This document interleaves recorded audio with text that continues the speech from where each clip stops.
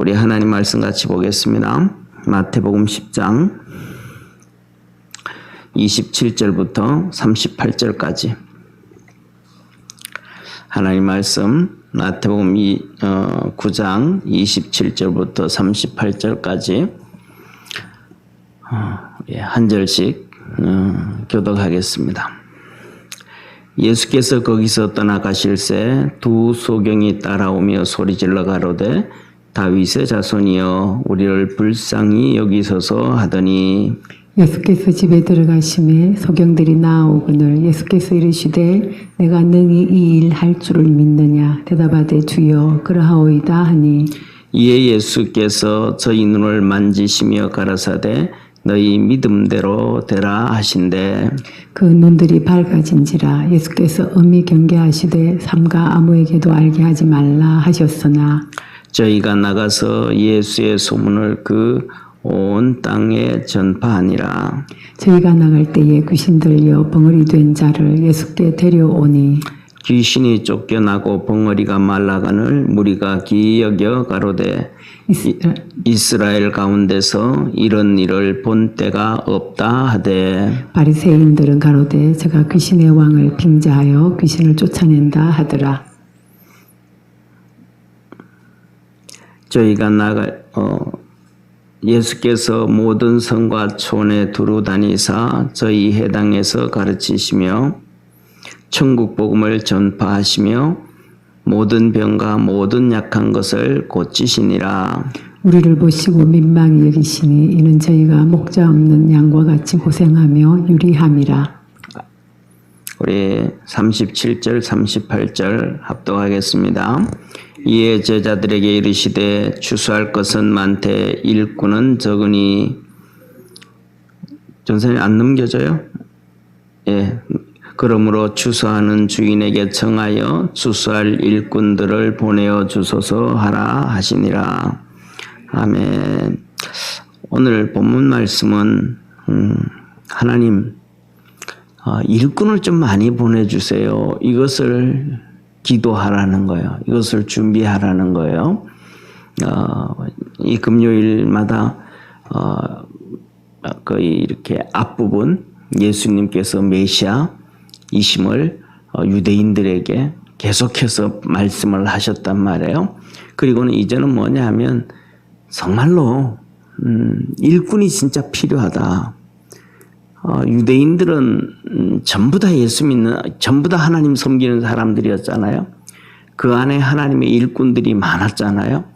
랍비였던, 하나님의 말씀을 가르치는 랍비였던 바리새인들, 그리고 율법, 하나님 말씀을 연구하는 서기관들, 율법사들, 그 다음에 하나님 앞에 예배드리고 모든 걸 또 가르치고 예배드리고 교육하는 사두개인들, 고을고을마다 회당이 지어져 있는데 거기에서 회당장들, 그 다음에 지도자들, 장로들, 이스라엘 땅 그 예수민 그 하나님을 섬기는 이스라엘 백성들 가운데는 정말로 하나님 앞에서 쓰임 받고 말씀을 증거하고 말씀을 연구하고 해야 될 그런 하나님의 일꾼들이 정말로 많았단 말이에요. 근데 정말로 많았는데 이런 얘기 하잖아요. 우리가 살아가면서 우리나 대표적으로 뭐냐면 대표적으로 잘 사는 나라에서 처해진 사건이에요. 우리나라라든지 그다음에 유럽이라든지 아니면 미국이라든지 이런 나라에서 하는 얘기가 뭐냐면 풍요 중에 빈곤이란 말이에요. 풍요 중에 빈곤. 다 먹고 살만하고 다 하는데 상대적인 박탈감 때문에 가난 때문에 막 그냥 나 너무 가난해. 나 너무 좀 이런 그런 것처럼 이스라엘 그 당시에는 정말로 하나님의 일꾼들이 너무 많은데 바리새인들, 그 랍비들이 있죠. 서기관들, 율법 연구가들이 있죠. 연구사들이 있죠. 그다음에 또 뭐 사두개인들, 그 제사장들, 그들도 하나님 앞에 예배만 드리는 게 아니고 하나님 말씀 연구하고 공부하고 또 가르치고 막 널려져 있단 말이야. 그런데 중요한 것은 풍요 중에 빈곤이라는 말 것처럼 하나님 앞에서 제대로 서 있는 일꾼이 하나도 없었다는 거야.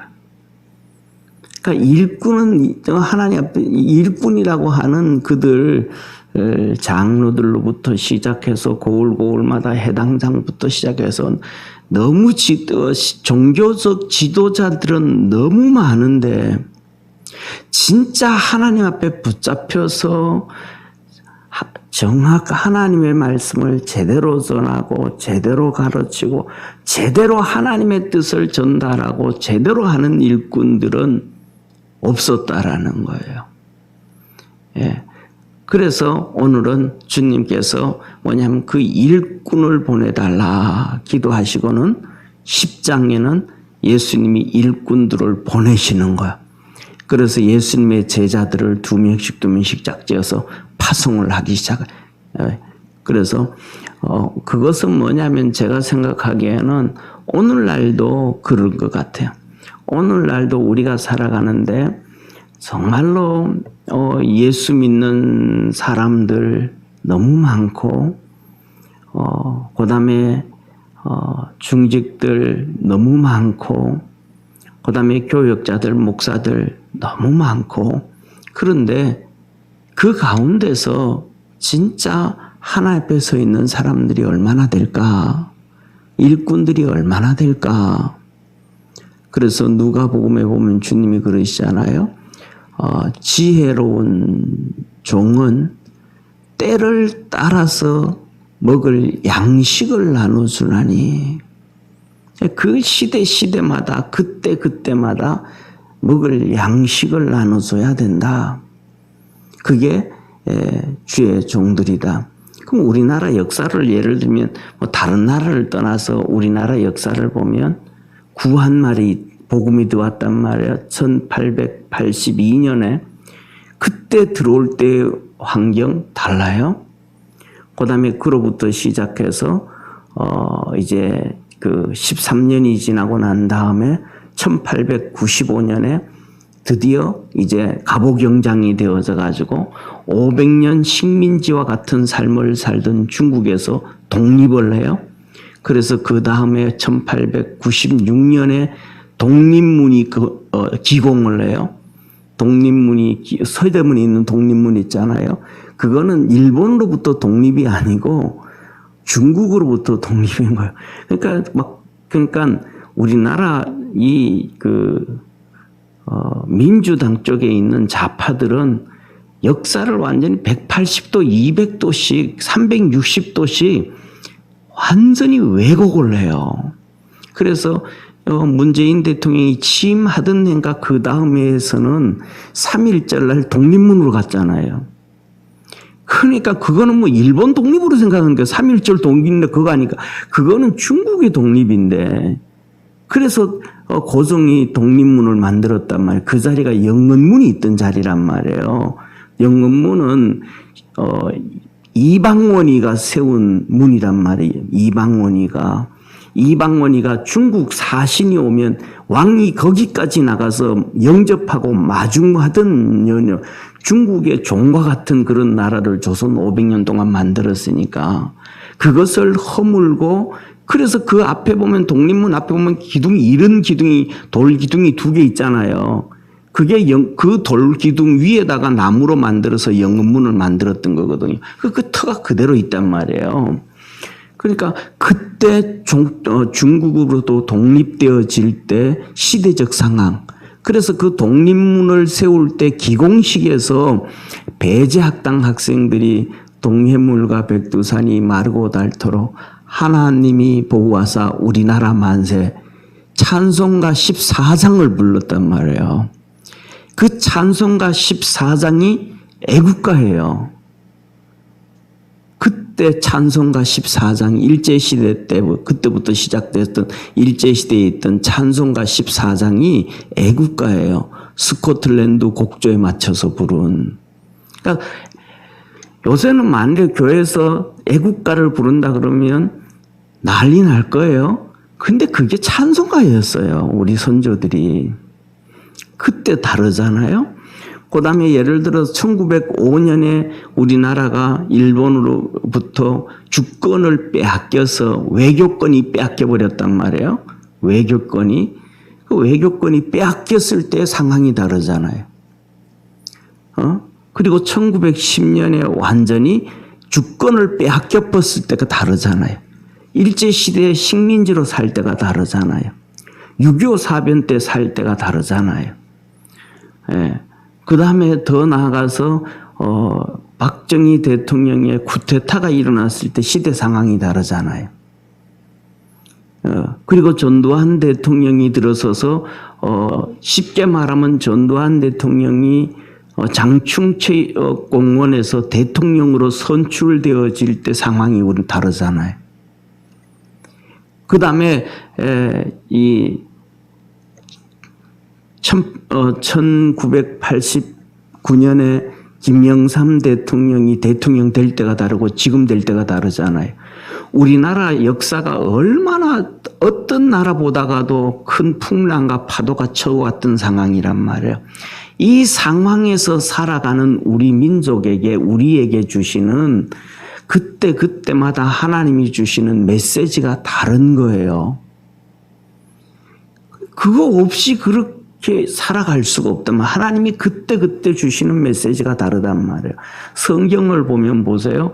북이스라엘이 망할 때 주시던 호세아의 메시지, 남유다가 망할 때 주시던 예레미야의 메시지, 예수님께서 유대인들이 이제 망하게 되어져 갈 때 주셨던 그때의 메시지, 다 시대가 다르거든요.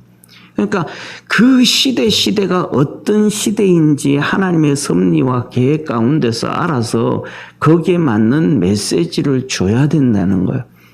그것이 어떤 데는 정치적인 메시지가 될 수도 있고 전쟁의 메시지가 될 수도 있고 평화의 메시지가 될 수도 있고 수많은 그 시대마다 그 메시지를 줘야 되는, 깨어 있어야 되지 그렇지 않으면 안 되는 거예요. 그래서 야고보 사도가 말하잖아요. 선생된 너희들아 먼저 하나님 앞에 심판받을 줄 알지 못하느냐. 깨어있지 않고 제대로 하면 다 가는 거죠.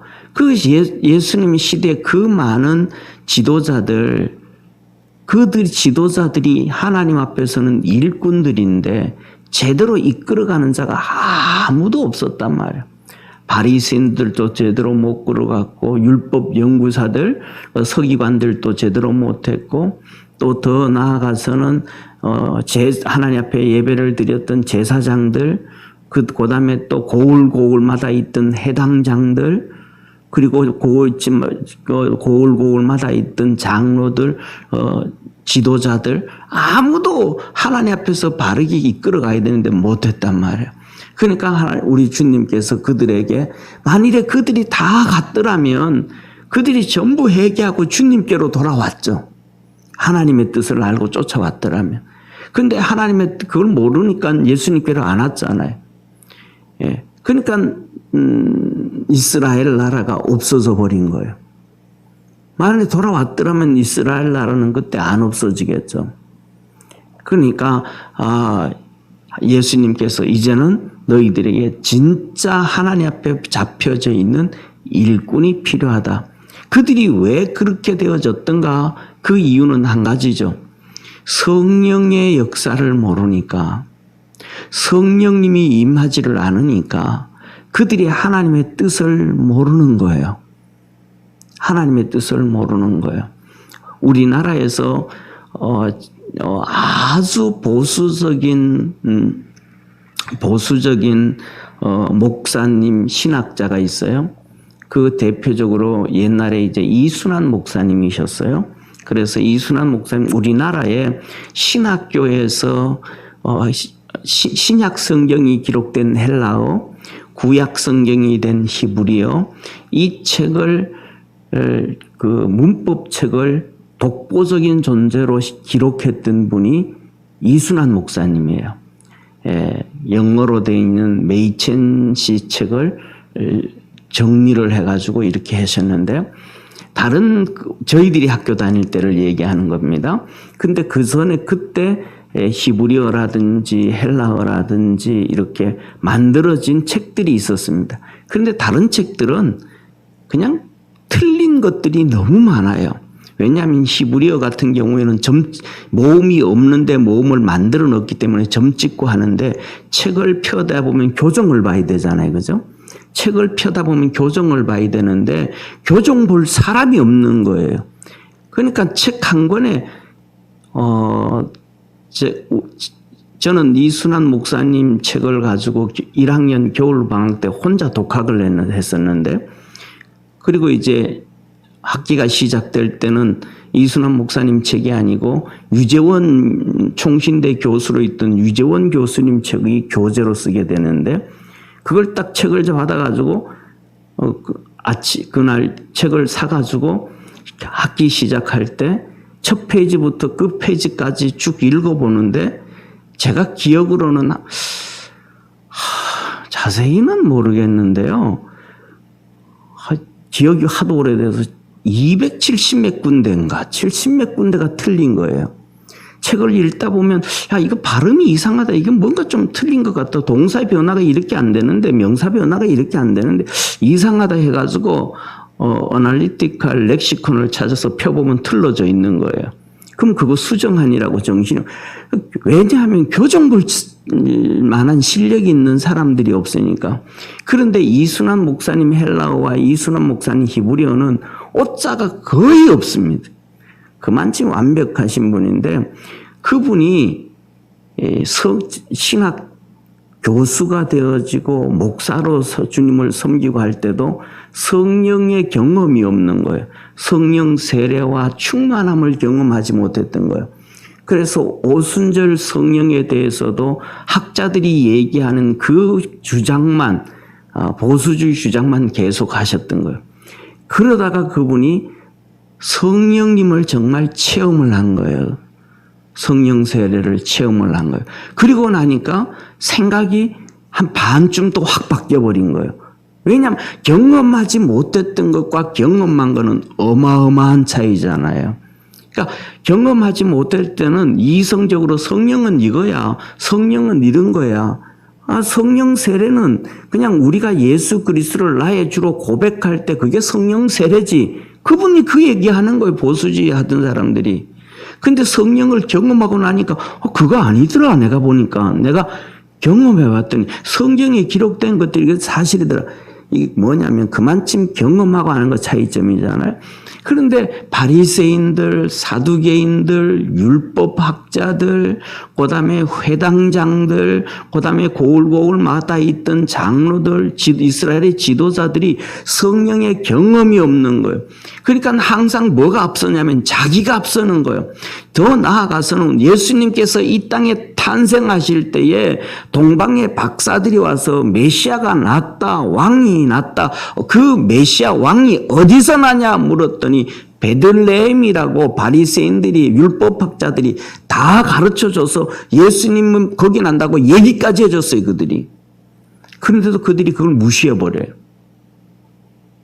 성경에서 얘기해 주는 것을 얘기하면서도 무시해버린단 말이에요. 왜냐하면 성령이 없으니까 하나님의 뜻을 알고도 자기 맘대로 곁길로, 잘못된 길로 가는 거예요. 그러니까 주님께서 오늘은 아니다, 이제는 진짜 참 일꾼이 필요하다는 것을 오늘 본문을 통해서 말씀하시는 거예요. 그래서 한번 보시죠. 하나님이, 주님께서 어떤 일꾼이 필요한지를 얘기하시는지를 한번 보시죠. 첫 번째 보면 예수님이 지나가는데 두 소경이 소리를 지릅니다. 다윗의 자손 예수여 우리를 불쌍히 여겨주소 하면서 계속 그냥 예수님께서 지나가는데 다윗의 자손 예수여 우리를 불쌍히 여겨주소서 한마디 한다고 해가지고 대부분 다 고쳐준 게 아니고 이 소경이 계속 따라가면서 다윗의 자손 예수여 우리를 불쌍히 여겨주소서 계속 얘기를 합니다. 여기에는 예수님의 의도가 있는 거예요. 자, 보세요. 한 번 얘기해서 딱 들어줄 때 하나님의 의도가 있고, 계속 수도 없이 그 소리를 지를 때 주님이 하시고자 하는 의도가 있는 거예요. 여기서는 뭐냐 하면 이들이 중간에 포기하지 않고 여기에서는 계속 부르짖고 기도할 때 하나님 앞에 우리의 소원을 계속해서 이렇게 간구하고 부르짖고 낙심하지 말아야 된다. 이 얘기를 하려고 하는 것이 아니고 예수님이 다윗의 자손 그리스도이심을 메시아이심을 사람들이 자꾸 듣게 하시는 거예요. 이방인 땅에 가서 귀신의 입을 통해서도 예수님께서 메시아인 것을 막 드러냈잖아요. 거라사 동네에 가셔서 우리가 이 앞에 본문에 나오잖아요. 8장에 나오잖아요. 그죠? 그래서 폭풍을 잔잔케 하시고 가셔가지고 여기서 보면 28절부터 말씀이에요. 가다라 지방이라고 마태복음 기록했는데 거기에서 귀신의 입을 빌려서 예수님이 하나님의 아들이고 메시아이심을 증거하게 하잖아요. 오늘도 여기에서 두 소경을 통해 가지고 예수님이 다윗의 자손이라는 것은 메시아라는 거예요. 메시아. 자, 보세요. 성경에 보면 막달라 마리아라 그러잖아요. 성경에서는 성경의 신약 성경 사복음서에 이름을 붙일 때는 이름 앞에 항상 뭐가 붙냐 하면 동네 이름이 붙어요. 동네 이름. 왜냐하면 똑같은 사람이 너무 많으니까. 제 동생이 그래요. 제 동생이 뭐냐면, 오빠, 왜, 내 이름 너무 많아. 한 50명 모였는데, 은정이 손 들어봐. 그러면 거기 2-3명 더 손 든다는 거예요. 제 동생이 막내가 은정이거든요. 그러니까 이름이 그때는 은정이가 엄청 많았어요. 그러니까 시대마다 비슷한 이름들이 막 깔려 있어요. 그래서 우리 예를 들면, 이 집사님이 이명철 집사님 시대에는 여자들의 이름은 거의 끝에 가면 자자입니다. 끝에는 뭐라고 해요? 아들로라고. 끝에 가면 영자는 뭐예요? 이제는 영원히 끝났다는 거예요. 딸은 이제는 아들을 나와야 된다. 영자, 말자, 순자, 이 다음에는 아들 나라, 후사, 하여튼 전부 자자 돌리면 그래서 가가지고 영자 하면 서너 명 손듭니다. 전부 다. 전부 그런 시대예요. 그 다음에 80년대 들어서면 한국어가 발달된 한국어 순수 우리 이름으로 짓자 하자 그래가지고 그때 이름들은 뭐냐 하면 그 80년대 들어오면 지혜라는 단어, 지혜라는 이름, 그 다음에 한솔이라는 이름, 이런, 이슬이라는 이름, 이런 이름이 막 그냥 또 그때 시대에 따라 또 판을 칩니다. 또 그냥 이름들이 막 나가요. 그런 것처럼 이스라엘 땅에는 그냥 나라가 세워질 때부터 시작해가지고 똑같은 이름이 수십 명, 수백 명인 거예요. 그래서 쉽게 말하면 10명이 모여 있는데, 야, 시몬 손들어 그러면 여기저기 시몬이 다 손드는 거예요. 너무 많은 거예요. 그럼 마리아 그러면, 마리아는 더 많아. 마리아는 성경에도 얼마나 마리아가 많이 예수님의 어머니 마리아, 누구 마리아. 이 마리아 그러잖아요. 그래서 이 앞에다가 뭐냐면 동네 이름을 붙이는 거예요. 막달라 마리아. 막달라 동네에서 출신 마리아. 예. 그 다음에 우리가 가롯 유다 그러잖아요. 가롯 유다. 그럼 가롯 유다는 가롯이라는 동네에서 나온 유다. 이런 식으로 얘기를 한단 말이에요. 그 앞에 있는 이름을 항상 얘기를 한단 말이에요. 그 신약 성경은 전부 그렇게 그게 일반 공통이에요. 일반. 그래서 뭐냐면 예수님을 얘기할 때는 뭐라 붙여요? 항상 무슨 예수? 그렇죠. 나사렛 예수라고. 왜? 예수님이 어디 출신이니까? 나사렛 출신이니까 예수라는 이름이 막 너무너무 많은 거예요. 예수라는 이름이. 이 예수라는 이름은 헬라 이름이에요. 히브리 이름은요, 여호수아예요. 여호수아. 그러니까 구약의 여호수아라는 이름의 뜻과 신약의 예수라는 이름의 뜻이 똑같은 거예요. 그래서 예수라는 이름은 헬라 이름인데 예수스라는 이름이에요. 그러니까 예수 그러면 막 여기저기에서 막 예수가 막 나오는 거예요. 그래서 헷갈리지 않기 위해서 예수님을 얘기할 때도 나사렛 예수라 그러는 거예요. 그게 보통 문화였는데 단 한 가지, 족보를 얘기하는 사람은 하나도 없는 거예요. 족보를. 근데 예수님에게만 다윗의 자손이여라고 하는 거예요. 이 다윗의 자손이여 하는 것은 메시아다 이 말입니다. 메시아다. 성경을 잘 봐야 돼. 사복음서예요. 그러니까 다윗의 자손이여라고 하는 것은 메시아다 이 말이에요. 메시아. 그래서 많은 사람들이 뭐냐면 이름 부르길 수가 없으니까 성경에 보면 예수님을 또 뭘로 불러요? 랍비여 그럽니다. 랍비여. 랍비라는 얘기는 선생님이여 이런 뜻이에요. 선생님이여. 그런데 그러니까 다윗의 자손이야 하면 예수님이 메시아라는 거예요. 그들이 다윗의 자손이라는 걸 부를 때는 메시아기 때문에 부르는 거예요. 그래서 오늘 이 두 소경이 따라오면서 예수님이 가시는데 수많은 사람들이 같이 움직이잖아요. 그들 가운데서 뭐라 그래요? 다윗의 자손이여, 다윗의 자손이여, 다윗의 자손이여. 이걸 계속 사람들이 듣게 하시는 거예요, 예수님이. 아, 예수님 무엇이구나. 메시아구나, 메시아구나, 메시아구나.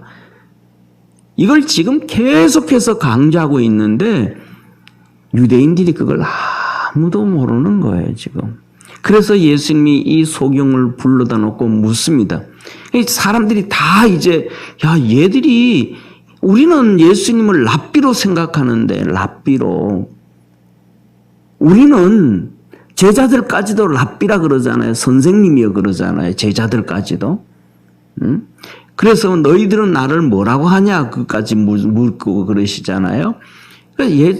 전부 다 예수님을 랍비어라고 하는데 이 두 명이 다윗의 자손이 하면서 계속 둘이 그냥 소리 지르면서 그러니까 불러다 놓고 사람들이 많이 있는데 야 얘가 메시아래. 얘들이 예수님을 놓고 얘기하는 게 메시아래. 그러니까 그들을 두 명이 왔단 말이에요. 소경이 왔단 말이에요. 그 소경에게 예수님 뭐라 그래요? 한 가지 물어보는 이유가 하나 물어보잖아요. 야, 내가 너희들의 눈을 고칠 능력이 있다고 믿느냐? 이거는 누구밖에 할 수밖에 없어요? 메시아밖에 할 수 없으니까. 어느 누구도 한 적이 없으니까. 바리새인도 하지 못했고 제사장이었던 사두개인들도 못했고 율법학자들도 못했고 해당장도 아무도 한 적이 없으니까. 이거는 눈을 뜨게 한 것은 뭐예요? 눈을 감고 소경으로 태어났다라는 것은 그들 유대인들 가운데는 하나님 앞에 저주받은 사람이라는 거예요. 그들 그 당시에 이 유대인들에게는 몇 가지의 흔들리지 않는 이 공통 사고가 있어요. 이게 뭐냐면 태어나면서부터 안진뱅이, 태어나면서부터 소경, 이런 사람들은 하나님 앞에 저주받아서 태어났다 그러는 거예요. 그래서 요한복음에 실로암에 가서 눈을 뜨게 했던 소경이 있잖아요. 그죠? 그때 지나갈 때 소경이 실로암 연못에 가서 눈을 뜨게 했던 태어나면서부터 소경이 앉아 있는데 제자들까지도 그런 생각을 하잖아요. 그래서 제자들이 가면서 예수님이 묻잖아요. 예수님 이 소경이 누구 죄 때문에 소경으로 태어났습니까? 부모의 죄입니까? 이놈 죄입니까? 도대체 누구 죄 때문에 태어나면서부터 소경이 되었습니까?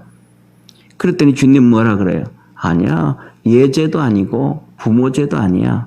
하나님이 영광 받으시려고 하는 거야. 그리고는 그에게 춤을 뱉어서 흙을 이겨서 눈에 발라주고 너 실로암 연못에 가서 씻어라. 씻었더니 밝아진 거야. 할렐루야.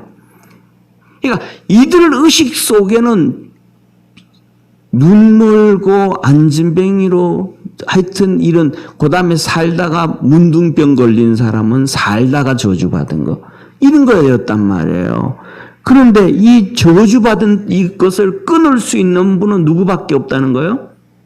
메시아밖에 없다는 거예요. 예수님이 오셔서 하나님의 아들이 와서 모든 청산하고 난 다음에 그러니까 예수님께서 이들에게 묻잖아요. 뭐라고 물어요? 28절 우리 한번 같이 읽겠습니다.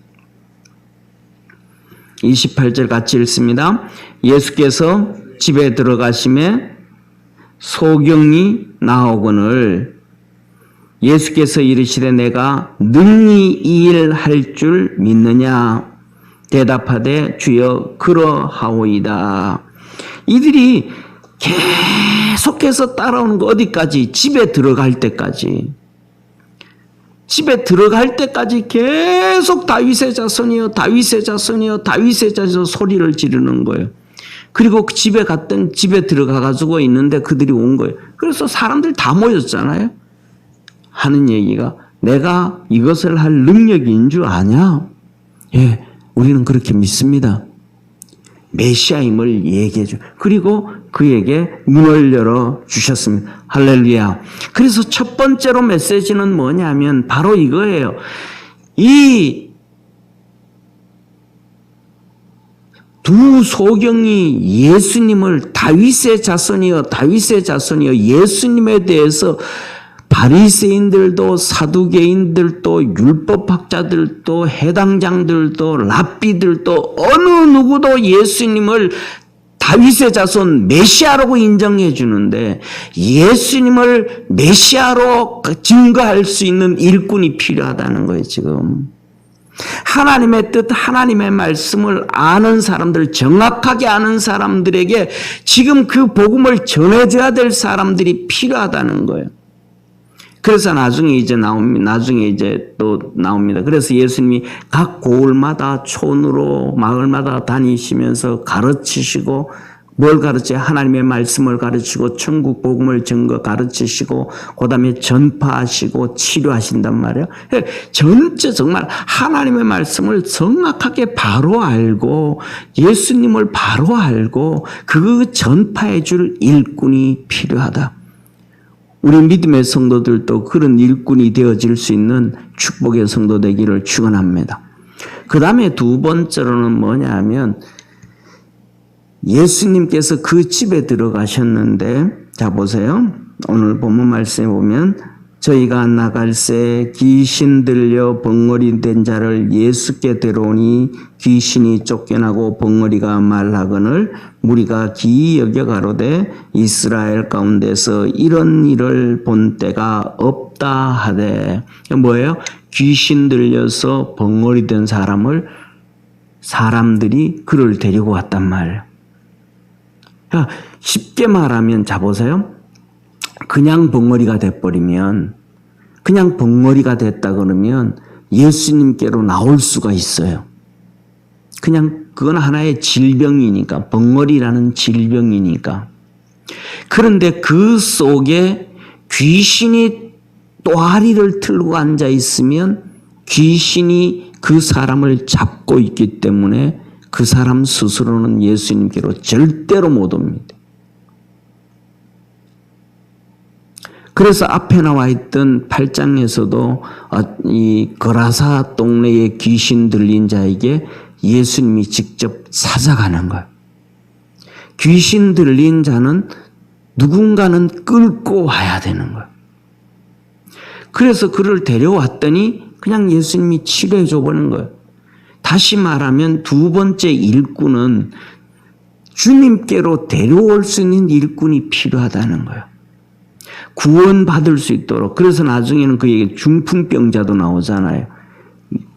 지붕 뜯어가지고 오는 그 사람들의 믿음을 보고 중풍병자의 죄를 용서해 주시고 병을 치료해 주시는 우리에게 전도할 수 있는 일꾼이 필요한 것을 두 번째로 말씀을 해 주시는 거야. 그리고 세 번째로는 그 예수님 모습을 다 보는 거예요. 누가? 바리새인들. 얼마나 사악한지 몰라. 이 바리새인들이 그 소경이 소리 지르면서 다윗의 자손이여 다윗의 자손이여 메시아임을 증거하고 귀신 들려서 벙어리 되어진다. 귀신을 쫓아내고 치료가 되어지고 사람이 정상적으로 회복되어지고 이 놀라운 사건들을 보면서도 이 바리새인들이 뭐라고 얘기하냐 하면 귀신의 왕을 빙자해서 귀신을 쫓아낸다는 거예요. 뭐예요? 믿어야 되는데 안 믿는 거예요. 그 자기들만 안 믿으면 괜찮죠. 이걸 뭐예요? 빙자하여 귀신을 쫓아. 사람들의 생각들을 다 흐트러 버리는 거. 앞에서 예수님께서 이 소경의 2명의 소경을 통해서 예수님이 메시아인 것을 선포하고 그다음에 귀신 들린 자를 치료하면서 예수님께서 메시아임을 증거하고 선포하고 막 하나님 말씀을 바르게 다 전해놓으면 누가 와서 바리새인들이 와가지고 그걸 다 흩뜨려 버리는 거예요. 다 흩뜨려 버리는 거예요. 오늘날도 살아가면서 얼마나 많은 그런 현실이 있는지 몰라요. 어쩌면 주의 종들이 또 중직들이 성도들을 30년, 40년, 50년 동안 하나님 말씀으로 훈련하고 가르치고 뭐 했고 해놔도 어느 순간 그냥 이단이 와서 그 다음에 세상적인 방법으로 먹고 와가지고 신앙 그냥 다 한목이 그냥 흐트러나 버리는 거야. 쉽게 말하면 레고 있잖아요. 레고요. 몇몇치를 그냥 모아놓고 이렇게 조립해놓고 해놨는데 와가지고 그냥 한판 깽판 쳐버리면 다 망가져 버리듯이 그렇게 다 망가져 버리는 거예요. 그게 오늘 어제만 아니고 예수님 당시에도 이렇게 했고 초대교회 시대도 갈라디아서 같은 경우 뭐 전체 그래요. 사도 바울이 가서 막 교회를 세워놓고 믿음으로 든든히 세우고 막 해놓고 나고 가면 그 다음에 그냥 유대인들이 오고 막 그냥 잘못된 이 유대인들 똑같아. 바리새인들 이 유대인들 유대교 와가지고 하루아침에 신앙을 막 그냥 다 하루아침에 망가뜨려 버리는 거예요. 하루아침에 다 망가뜨려 버려요. 우리가 그렇게 하자. 보세요, 사랑하는 성도님. 우리가 자녀들을 키우잖아요. 그러면 자녀들을 키울 때 얼마나 오랫동안 키워요. 태어나서 대학교부터 시작해서 그다음에 직장 다니고 뭐하고 막 그렇게 있는 돈 없는 돈 다 들여서 막 해놓는단 말이에요. 그래서 이놈은 됐다 이제 직장생활 잘하고 이렇게만 살아가면 그냥 지도 자식들 교육 키우고 안전하게 살아가겠다라고 마음 놓고 있는데 어떤 친구 누구 한마디 바람을 퍽 집어넣어가지고 그러면 직장도 상의도 안 하고 때려치우고 아버지 나 5억만 좀 주세요. 사업하게요. 이 월급 받아가지고는 양이 안 차요. 좀 많이 벌어야 될 거예요. 야마 니는 그 사업할 제목이 안 돼. 니는 그냥 직장 생활해야 되고 니는 진짜 공무원적으로 그냥 작은 월급 받아서 그냥 그렇게 살아가는 게 네 삶의 네 역량이야. 아니 아버지 한 번만 믿어주세요. 아버지 한 번만요. 그러면 말아먹거든요. 두 번째는 아버지 이번 진짜 마지막입니다. 아버지 한 번만 더요. 부모는 뭐예요? 그래 성능진 셈 치고 또 해줍니다. 그리고 이제 세 번째는 아버지한테 안 통하잖아요. 세 번째는 엄마 충동해 가지고 또 합니다. 결국은 정말로 키워서 30년 40년 가까이를 그렇게 희생해서 키워놨는데 친구 한 명한테 훅 바람 집어 들어가 버리면 완전히 끝나버립니다. 그런 사람들이 세상에 얼마나 많아요. 저는 교회 안에 있기 때문에 그렇지만 우리 여기 바깥에 우리 성도님 다 그렇잖아요. 주위 친구들 얘기 뭐 자녀들 얘기 주위 그런 사람 많잖아요. 그죠? 너무너무 많다고요. 너무너무 많다고요. 신앙도 똑같은 거예요. 그 오랫동안 해놓고 한 방에 훅 나가버리는 거예요. 그 갈라디아 교인들한테 사도 바울이 얼마나 그냥 충격을 받아요. 사도 바울이 갈라디아 교인들한테 너무 충격을 받아가지고 바울이 얼마나 강력한 메시지를 전하는지 몰라요. 내가 전했던 그 메시지 말고 다른 메시지를 전하면 하늘에서 내려온 천사라도 저주를 받는다. 얼마나 큰 메시지예요. 상상을 그러면 그걸 뒤집어 가지고 갈라디아 교인들에게 바울 당신 천사들보다 더 거룩해? 천사들보다 더 영안이 열렸어? 천사들보다가 하나님의 뜻을 더 잘 알아? 이렇게 물으면 바울이 뭐라고 얘기할 거예요? 그럼에도 불구하고 그 방법이 너무 그냥 한 방에 넘어가 버리니까. 그래서 세 번째 일꾼은 뭐냐 하면 잘못된 자들과 싸워줄 일꾼이 필요한 거예요. 교회 믿음의 성도들이 믿음으로 퍽퍽 쓰러져 갈 때에 그 잘못 얘기하는 사람들을 잡고 야 그게 아니다. 우리 믿음으로 이렇게 살아가야 된다. 라고 지켜줄 쉽게 말하면 보세요. 제가 목회를 해보니까 그래요. 이렇게 격기를 가고 넘어진 성도들요. 목사가 얘기하면 절대로 안 들어요. 그런데 장로님이 가서 그거 그지 않게 이렇게 하자. 권사님이 가서 이렇게 하자. 집사님이 가서 이렇게 하자. 그러면 말을 들어요. 성도는 성도 말을 돼. 그래서 뭐냐면 그렇게 지켜줄 사람. 쉽게 말하면 이거예요. 보세요. 우리 이제 분당은 벌써 30년이 돼가지고 괜찮은데 새로 조성되어지는 신도시에 가면 조경목들이 있어요. 키가 거의 한 5m, 6m 되어지는 소나무들을 이렇게 한 움집이 나도록 몇십 그루씩 이렇게 세워놓잖아요. 10그루씩도 이렇게 심잖아요. 밑에 이렇게 딱 파가지고. 근데 그것들을 이렇게 파서 심어 놓는데 그 파서 옮기고 심는 것은 누가 하냐면 그 조경사들이 일을 해요.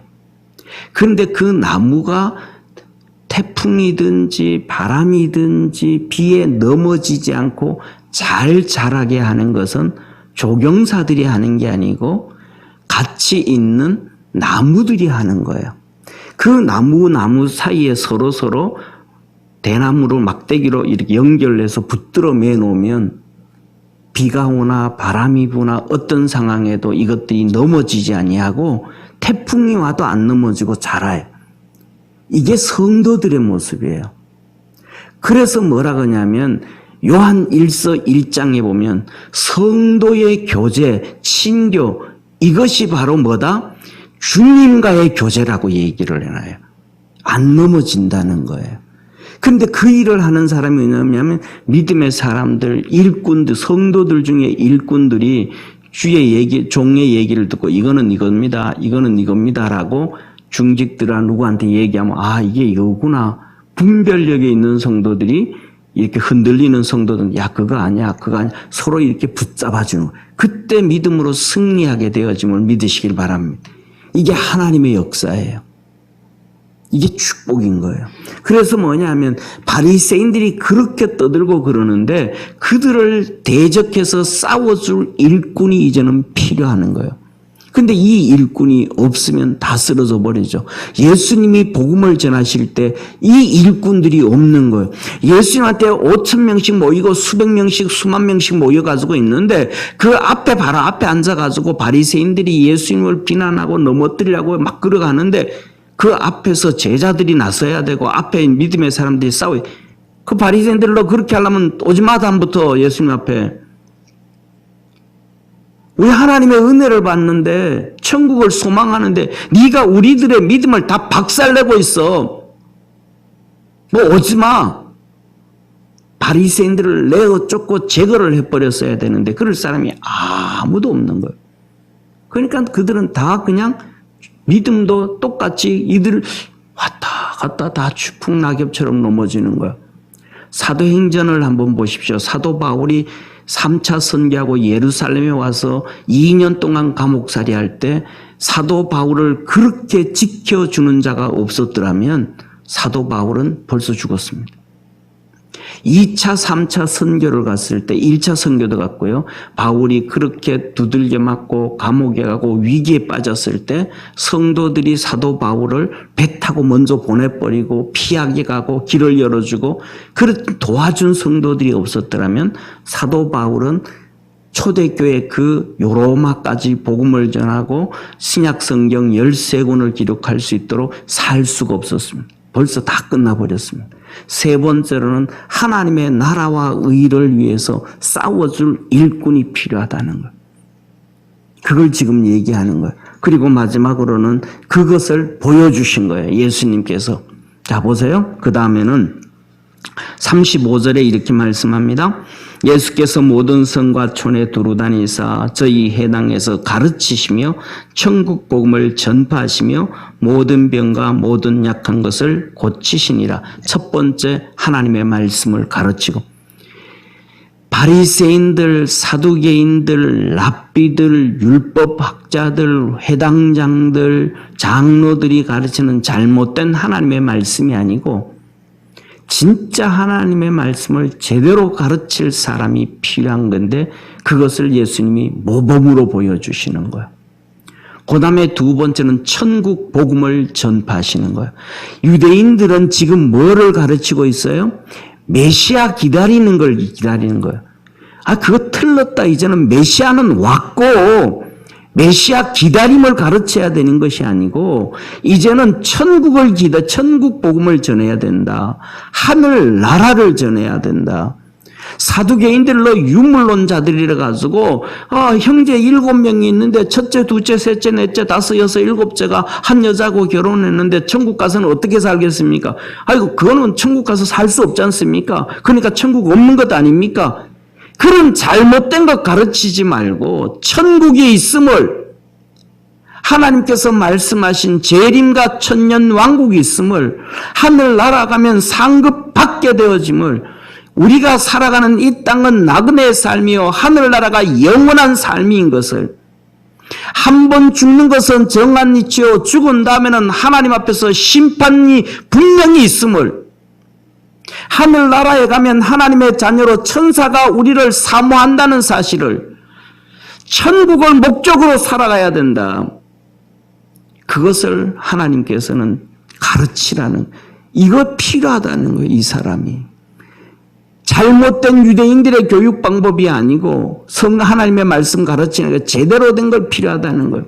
그 다음에 세 번째는 모든 병과 모든 약한 것을 치료하고 고치는 환경을 그냥 영혼만 구원받는 것이 아니라 육신도 구원받고 하나님의 은혜 안에 들어갈 수 있는 것. 이 사람들이 필요하다는 거예요. 사랑하는 성도님, 그래서 우리 성도님들이 뭐냐 하면 기도하실 때 저를 위해서도 못난 저를 위해서도 기도해 주시기를 바랍니다. 어떤 상황과 환경이 있어도 정말 깨어 있어서 하나님의 말씀을 바로 증거할 수 있는 목사가 되어야 되고 천국 복음을 전할 수 있는 목사가 되어야 되고 성도들이 이런 질병과 저런 질병으로 고통을 당할 때 기도해 주고 치료해 줄 수 있는 목사가 되어야 되고 그렇게 성령의 능력으로 살아가야 된다 이 말. 그런데 우리 주님이 이렇게 말씀을 하시잖아요. 36절을 한번 보시기를 바랍니다. 같이 읽습니다. 무리를 보시고 민망히 여기시사 이는 저희가 목자 없는 양과 같이 고생하며 유리함이라. 이스라엘 백성들을 보니까 이들에게는 바리새인, 사두개인, 율법학자, 서기관들 그리고 그 회당장들, 랍비들, 장로들 그들이 뭐 해야 되는 그들이 목자인데 이스라엘 백성들은 양인데 그들에게 하나님 말씀을 영적인 양식인 하나님 말씀을 제대로 넣어줘야 되고 이 땅에서 힘들고 어렵게 살지만 천국 바라보며 믿음으로 살아가야 될 것을 얘기해 줘야 되고 그리고 병들고 지치고 힘든 그들에게 주님 앞에서 치료해주고 도와줄 수 있도록 누구처럼 엘리사처럼 엘리야처럼 구약의 선지자들처럼 그 일들을 해야 되는데 이스라엘 백성들을 보니까 이들은 목자 없는 양이라는 거야. 목자 없는 양은 어떻게 돼요? 그 맹수들한테 뜯겨 먹고 죽음을 당하는 거죠. 목자 없는 양이면 양이 어디로 가야 될지를 모르는 거예요. 집을 못 찾는 거예요. 양은 목자를 쫓아가 집으로 들어가야 되고 목자를 따라서 우리에 들어가야 되고 목자의 보살핌을 받아서 밤에 살아가야 되는데 밤에 단잠을 자야 되고 목자를 쫓아가서 푸른 초장에 가서 물을 마시고 풀을 뜯어 살아가야 되는데 목자가 없는 거예요. 그러니까 주님을 민망히 여기사, 민망이라는 얘기가 뭐예요? 불쌍히 여겼대. 불쌍하다 이 말이에요. 불쌍하다. 사랑하는 성도님, 오늘날에는요 목자가 필요 없는 양떼들이 너무 많습니다. 자기들이 다 목자예요. 목자 위에 있어요. 하나님 자리에 있는 사람들이 너무 많아요. 이거는 이렇고 저거는 저렇고 이거는 이래서 이렇고 저거는 저래서 전부 자기가 판단 다 해버려요. 하나님 말씀에 대해서도 자기가 판단 다 해버리고요. 천국 복음에 대해서도 자기가 판단 다 해버리고요. 그 다음에 모든 병과 모든 약한 이거는 뭐 병원에 가면 되고 이거는 누구 만나면 되고 이거는 이렇게 하면 되고 이 어려움과 이런 고통은 뭐 이건 내가 잘못해서 그렇고 뭐 때문에 뭐 목자가 없는 필요가 없는 이 성도들이 정말 많아요. 이스라엘 백성들 대표적으로 그렇죠. 바리새인들, 사두개인들, 율법학자들 뭐 이들은 주의 종이지만 그들도 주님 앞에서 목자가 필요한 사람입니다.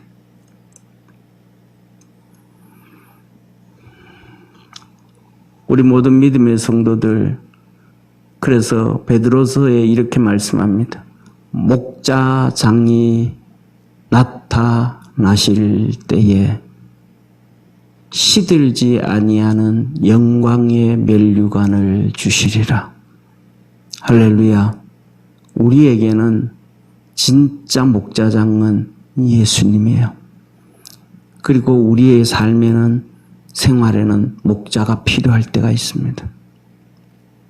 그래서 오늘 본 말씀 결론입니다. 하나님은 우리에게 일꾼이 이 시대에 필요하다. 말씀에 바로 선 일꾼들요. 그 다음에 전도할 일꾼들요. 귀신 들린 자를 데려오는 일꾼. 그 다음에 소경이 눈을 열었는데 2명의 소경이 눈이 열렸는데 예수님께서는 그들에게 뭐라 그래요? 누구에게든지 얘기하지 말아라. 그런데 그들이 가서 온 동네 방네 돌아다니면서 예수님 얘기를 한단 말이에요. 오늘 본문 말씀 보면 예? 이렇게 말씀을 하시죠. 30절 31절 그 눈들이 밝아진지라 예수께서 엄히 경계하시되 삼가 아무에게도 알게 하지 말라 하셨으나 저희가 나가서 예수의 소문을 그 온 땅에 전파하니라. 메시아 만난 것을 그냥 증거하고 전파하고 오늘날에는 이 말씀을 뒤집으면 코로나 때문에 예배드리지 말아라 그래도 우리가 예수님 만났는데 예수님이 나의 구세주인데 하면서 예배를 드려야 되겠죠. 그죠? 기도하지 말라 그래도 우리는 해야 되겠죠. 그죠? 왜? 예수님이 생명인데. 이렇게 복음을 전할 일꾼들이 필요하다. 그 다음에는 좀 전에 말씀드린 바리새인들하고처럼 하나 주님의 나라를 위해서 주님을 위해서 싸워줄 일꾼이 필요하다. 저 그런 얘기 하잖아요. 예수님이 십자가에 못 박힐 때 저도 아마 그 자리에 있으면 똑같았을 거예요. 지금이니까 그렇지. 제가 신학교 다닐 때 막 열이 막 팍팍 나가지고 소리 지른 거. 예수님이 십자가 못 박히실 때 소리 지른 것 중에 하나가 야, 너 죽었다가 3일 만에 살아난 나사로 예수님 재판 받을 때 너 어디가 있었어?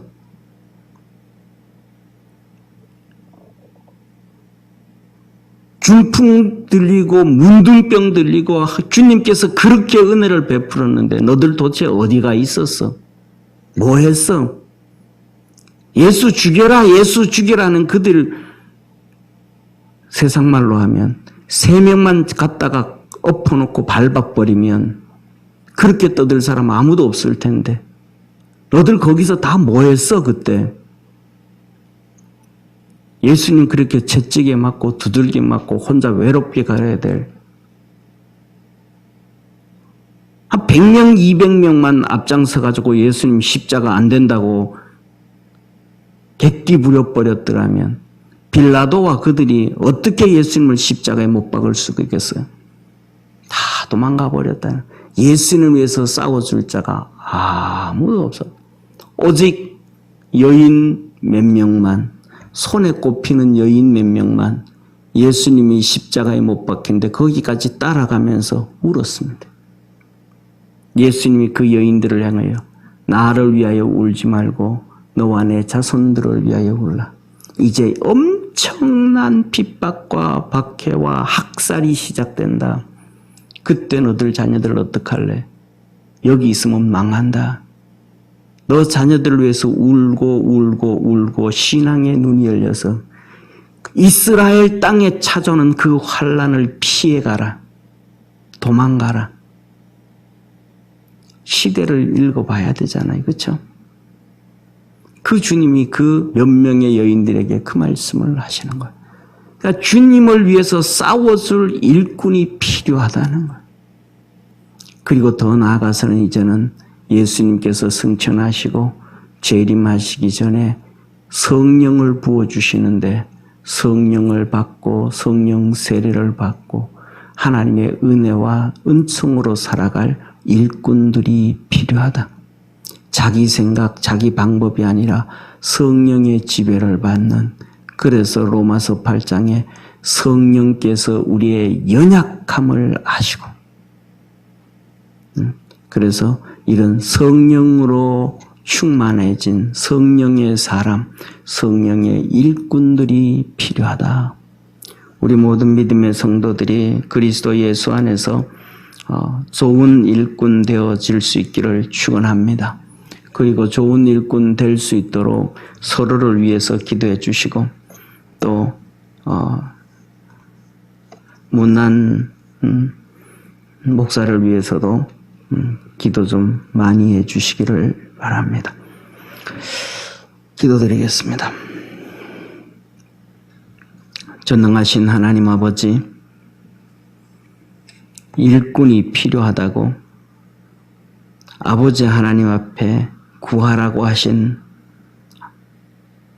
우리의 구세주 주님의 그 말씀을 기억하면서 우리가 주님의 선한 일꾼 되어지게 하시고 또 이 땅에 이 대한민국에 선한 일꾼들 많이 세워지게 하시고 우리의 자녀들, 우리의 가족들이 선한 일꾼들, 주의 종들과 교제하며 신앙생활하며 일생 살아갈 수 있도록 하늘문을 열어 축복해 주옵소서.